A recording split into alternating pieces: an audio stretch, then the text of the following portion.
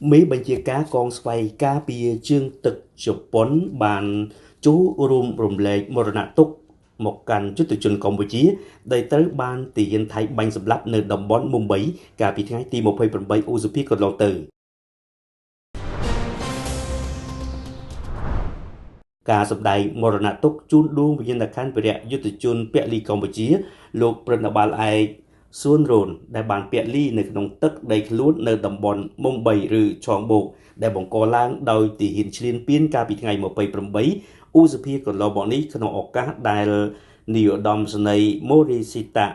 យ៉ាស៊ូណូរីសដែលជាមេបញ្ជាការកងស្វ័យការពារជើងទឹកជប៉ុនចូលជួបសម្ដែងការគួរសមជាមួយសម្ដេចអគ្គមហាសេនាបតីតេជោហ៊ុនសែនប្រធានព្រឹទ្ធសភាកម្ពុជាធ្វើឡើងនៅវិមានព្រឹទ្ធសភាក្នុងរាជធានីភ្នំពេញបើតាមឯកឧត្តមជាទីរដ្ឋអ្នកនាំពាក្យព្រឹទ្ធសភាថាសម្ដេចតេជោហ៊ុនសែនបានអរគុណចំពោះឯកឧត្តមមេបញ្ជាការកងទ័ពជើងគោកជប៉ុនដែលបានចូលរួមមរណទុក្ខមកកាន់យុទ្ធជនកម្ពុជាដែលត្រូវបានពលីជីវិតដោយសារតែទាហានថៃបាញ់សម្លាប់កាលពីថ្ងៃ28ឧសភាកន្លងទៅបន្ថែមពីនេះសម្ដេចតេជោហ៊ុនសែនបានប្រាប់ទៅ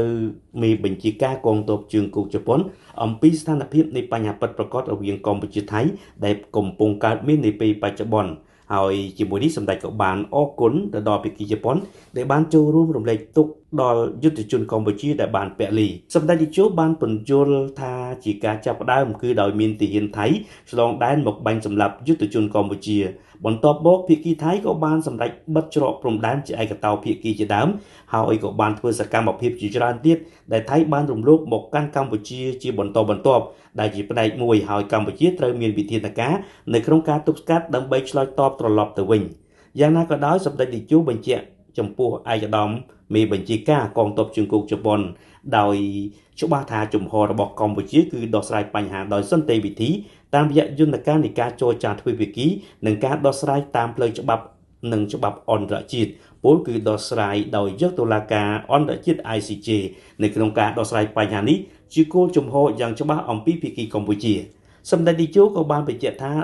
សម្ដេចមិននឹកស្មានថាមានរឿងបែបនេះចំពោះបញ្ហាព្រំដែនរវាងប្រទេសទាំងពីរកម្ពុជាថៃទាល់តែសោះដែលបង្កឡើងដោយក្រមយោធាថៃអ្វីដែលសម្ដេចចង់គឺព្រំដែនមួយដែលមានកិច្ចសហប្រតិបត្តិការល្អមិត្តភាពព្រំដែនដែលមានការសហការរួមគ្នាដោយសម្ដេចមិនចង់មានការផ្ទុះអាវុធឬបង្កសង្គ្រាមជាមួយគ្នានោះឡើយគឺចង់ឃើញតែព្រំដែនមានសុខសន្តិភាព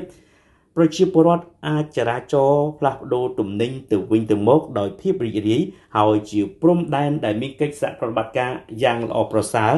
និងរលូនថែមទៀតផង